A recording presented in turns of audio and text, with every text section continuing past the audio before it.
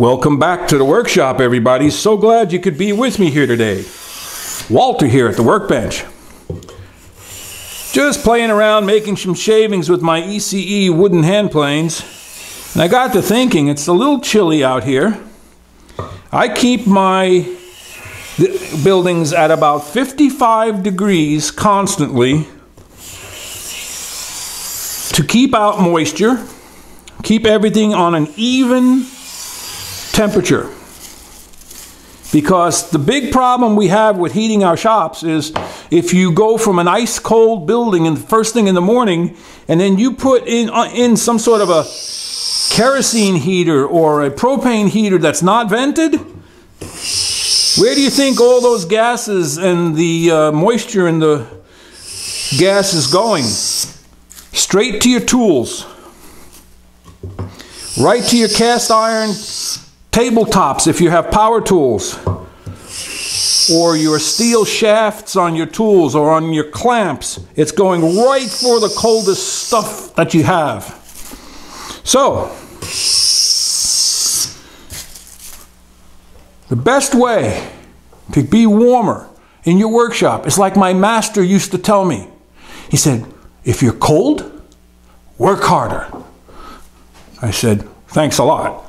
But seriously, I mean, if you're active in your shop, you won't notice a cooler room. A cooler room is actually a healthier room. But to keep this short, if you burn anything in your shop, I don't care what it is, any gas or oil, if you burn it in your shop, you're creating not only the fumes, but you're creating water vapor. That water vapor will go towards your tools, your wood, your everything. It just clings to anything cold.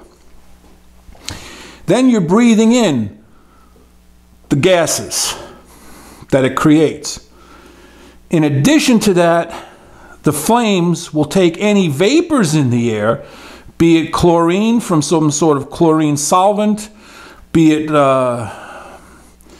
anything from a soap or a cleaner or an oil, lubricant, wax, polish, finish, I don't care. Any vapor that's in the air will mix with the flames and you'll create new chemical compounds which could kill you. Not quickly, maybe over a long period of time. I do know that chlorine, when it mixes with flame, changes into hydrochloric acid. If it clings to something brass, it'll turn it brown or black. So, if you have problems with tools rusting in your workshop in the winter, or pretty much ever, it's because you're going from a really cold room that's dry to a hot room that's damp. And all that moisture has only one place it wants to go. Someplace cold. Hot moves to cold. Cold doesn't move to hot. So, what I use here in this room is a 4,000 watt forced air electric heater that's hung up on the ceiling. It blows the hot air around the room. It keeps me comfortable. It's noisy and it is electric, but I keep the temperature at 55 and it's on a thermostat, so all the time this room is even heat. In the new building that I'm going over to with the hand tool workshop, it is so well insulated that I can heat that with light bulbs. But I have a little 1,000 watt ceramic cube heater in there.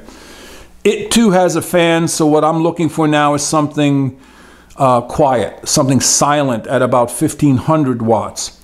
I'll take care of that. I might go 220 because I have 220 electric out there.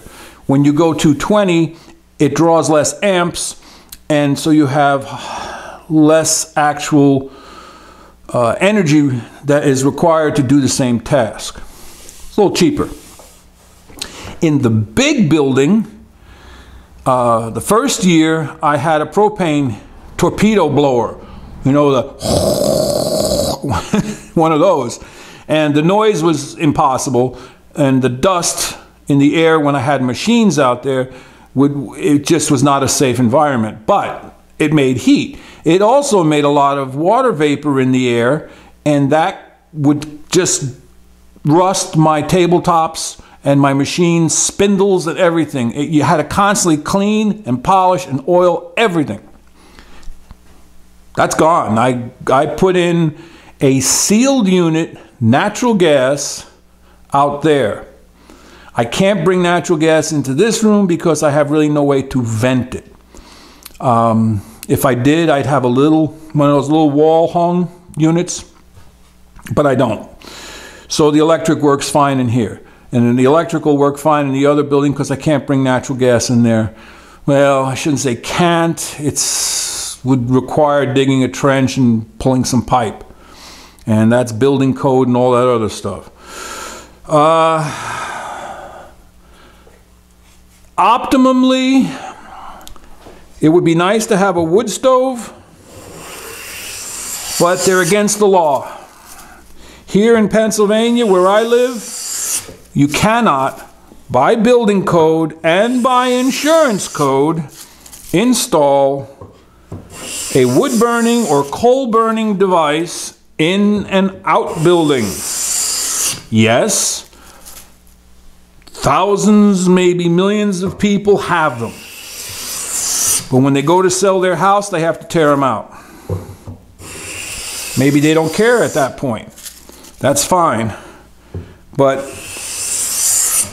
I don't want my insurance company coming here one day saying, listen, it's time for your renewal, so let's take a look and see how your house is shaping up and stuff, and then simply say to me, well, I see you have a wood-burning device and you're dropped.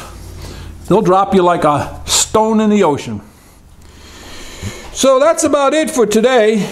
I wanted to give you some winter tips. The best thing you can do is to insulate. This building, this room is insulated I'd rate it at about a 7 to an 8 out of 10. The new small shop is like 9.5 out of 10.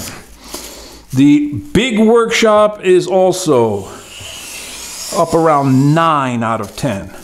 So insulation is the key to energy conservation.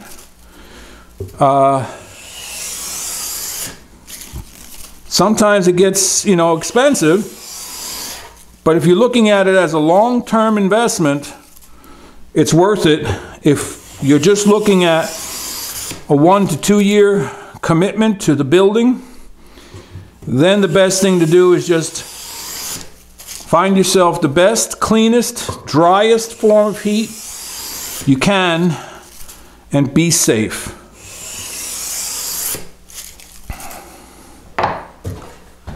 Head out to your shop, stay warm, and go make some shavings. Walter out.